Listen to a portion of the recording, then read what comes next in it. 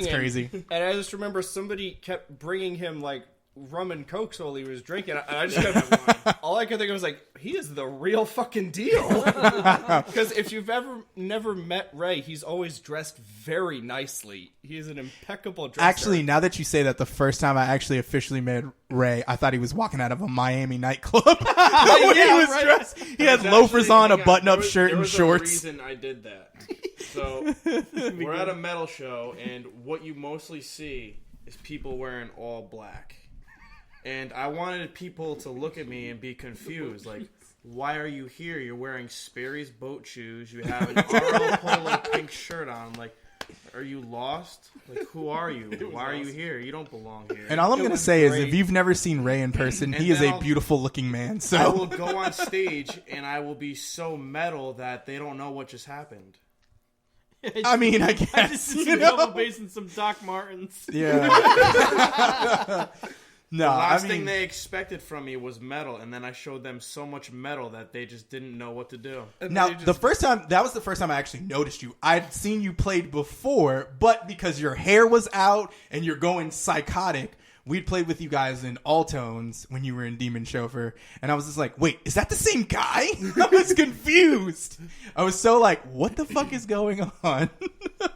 So, now that we've kind of discussed how every member joined, we're going to talk with Steve and Tom about how the record came and what you guys were trying to accomplish. What were some of the difficulties having it produced or mixed and mastered by Zeus? How did that all come to be?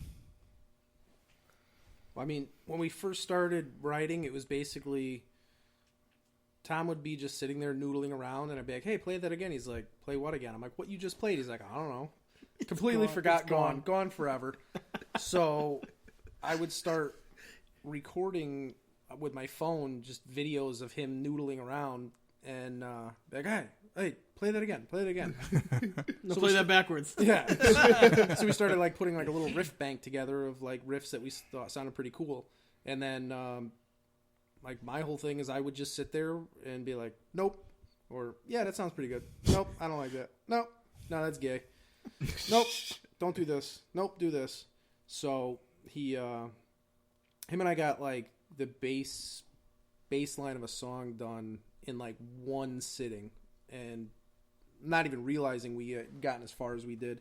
And I mean, that's basically it. It was, the whole thing was just riffs and then trying to figure out ways to make transitions into different parts, and then watching video after video after video being like, oh, maybe this will fit, and then, you know, listening to it back on the phone being like, oh yeah, this riff kind of fits with this chorus. Oh, this could be a cool bridge. Oh, this. So like, you know, for like, basically, I don't mean to interrupt you. So basically, like, you guys put video demos basically together and then just kind of strung things together from that point is kind of what you're getting at. Because most times, most artists kind of do like a shitty demo of like whatever song they're trying to put together. And yeah, it was kind of weird. Like, we actually never even put like an entire song together and recorded it.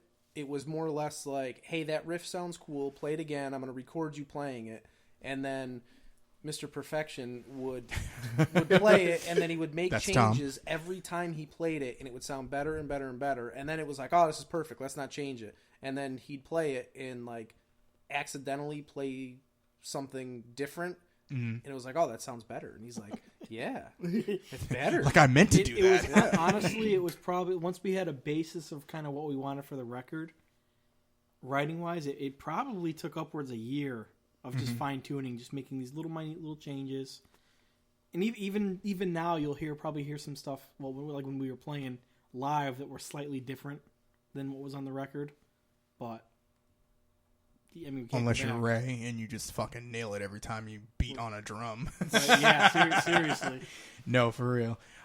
So in talking with that, Josh, I remember on my show, the last show you were on before, where you were basically explaining that you enjoyed this record because it was the first actual record that you actually played on. Mm-hmm.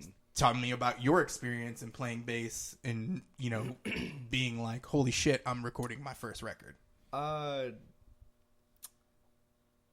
Well, just to begin with, it was just so fun and just artistically empowering just to be able to come in and have these really phenomenal songs because what I really love the most about the Devil Inside songs is that it wasn't, here's this sweet ass solo and then a whole bunch of noise to go around it. It's, hey, it's a whole bunch of really good riffs and really nice hooks that just get caught in your brain, and then maybe Tom will do a solo. And I think you'll be the first to admit this, is you, Tom, are not a shredder. No, I really hate solos. Even though there are solos on the record. Right. But it was just such a wonderful feeling to get in and then write real parts that complemented all of these really awesome riffs and hooks that I heard going on around me. And then to just go sit into the studio and then just nail it all in like 2 to 3 takes. I think we did 8 tracks in like 3.5 hours, which isn't stupid fast for recording. No, my question is, who produced that record? So Nick Belmore, Okay. Dexter's Lab. Yep. He was great through the entire process. What I like about Nick is he would record something from us. We're just kind of like listening to it back, and he'll stop it, and he'll just he'd always turn around like C. Montgomery Burns, his hands kind of together, and he would just be like, "Yeah, so that kind of sucks." and it made he had good ideas. Yeah. He made things better. Made some adjustments. He was actually a producer and not just there trying to collect a check from Right. you guys. He was actually giving you insight and whatnot. Right. Yeah. No. He was a big help. Which is one of my big points, and I say it like 1,000 times on my damn show. If you don't have a producer who gives a shit about what you're doing, somebody's just going to make sure your levels are good, make Right. sure you sound okay, Right. and you sound passable, I mean, as that's- opposed to giving you actual genuine opinion and going, okay, can we change this here? Can you add this here? Can you make an improvement there? That's Right. the point of any good producer, I think, is they're supposed to be like a good coach that sees the potential in you and wants to bring it out.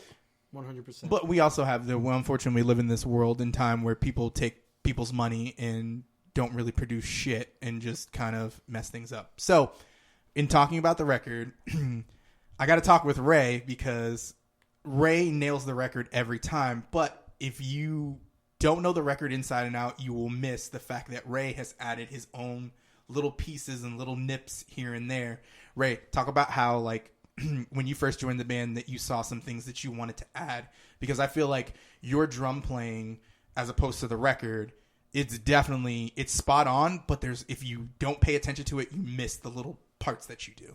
What I try to do is use what's there drum-wise as a template, and then I listen to all the other elements. So, for example, I'll listen to just the vocals and think, how can I tailor my licks, my chops, my fills, my grooves around that? I'll listen to the riffs going on, and I'll say, how can I complement that or get on the same page as them? And then what I'll really try to do is find the holes inside the music and really lock into those, and it really brings out my character as a musician, and I think that's the best way I can incorporate everything to kind of have the sound that's there for the live show. And then if anybody's looking for a drummer, hit Ray Ledee up, bro. He is that dude. He is so talented, as well as Josh. The two gentlemen over here at the end over here, Steve and Tom, unfortunately have a new lifestyle. So basically we're coming to the end here. Let's talk about like what you feel the legacy of Devil Inside is. Basically what I'm asking is, if you died right now, would you feel happy with what you've done with Devil Inside and how far you've come with it? No. And that's an honest answer, man. Yeah, To an honest question. Yeah, I got to agree with Tom on that. Yeah. I mean, yes and no. I'm Yeah. happy with what we've accomplished. We got to open for Phil Anselmo. Phil Anselmo. Yeah. My first show. Yeah, put that in your pipe. Yeah. But it's just there's always. I don't want to sound arrogant or anything by any means, because that's not what I mean. But I definitely feel like this band would have been better 10 years ago, 10, 15 years ago, when that genre was just exploding. Mm-hmm. But I definitely wish we could have done more. Another record. Such is life. Such Yeah. is life. Such Exactly. is life, for real. Yeah, I think if the lineup we Ended with. ended with is what we more or less started with, I think it would have been totally different for the better. You know, because basically myself and Tom basically had nobody else. All the riffs, all the guitar parts were kind of already written by the time everybody else came in, which sped the process along a little bit. But then, like, Josh came in and wrote all his bass parts. So what Josh came in and did is he put his own take on it. There was nothing laid down that he had to follow. It was do whatever you want. And that's kind of how we were with everybody that came in. It was like, you know, you got to, you know, kind of sound similar, but put your own flair on it. Make it, you know, make it your own. And that's what seems like everybody did. And I just feel like if the lineup we ended with, if we had that more towards the beginning, I think it would have been much better. Much better. I mean, real quick before we end this, I say thank you guys because I appreciate you guys taking a chance on me. And it was a fun experience, even though I felt we played some weird shows for sure. Yeah, we did. But I'm appreciative of the fact that you guys even took a chance on a guy like me. And I love you guys and appreciate your relationship ever since. And even though some of us don't talk as much as we used to, I feel like we, like tonight, just going through things. And we're recording this the night before we play a reunion show at Alltones in Jewett City. And I just kind of wanted to get this on here because I don't know when the next time we'll all be in the room. You know, Tom's leaving in Arizona.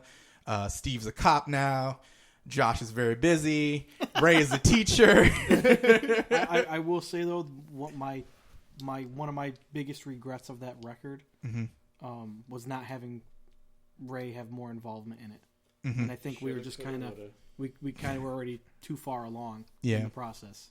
I think it would have been 10 times better if Ray was. I would have loved to add my flavor. But maybe one day, if there's ever a remaster, you never know. You never know. A remaster, yeah. Oh god, 6 months from now, we're back in the studio, just re-recording an entire album, emailing tracks back and forth to Tom in Arizona. Yeah, what do you think of this? Nope. Nope. Yeah, exactly. Yeah, who knows? Devil Inside, the lost album. Yeah, lost album. Never say never. Exactly. So, but thank you guys for taking time. I appreciate it. I love you guys all. I'm super excited for us tomorrow, all right? This will be great. We love you back. We love you too, Blue. All right.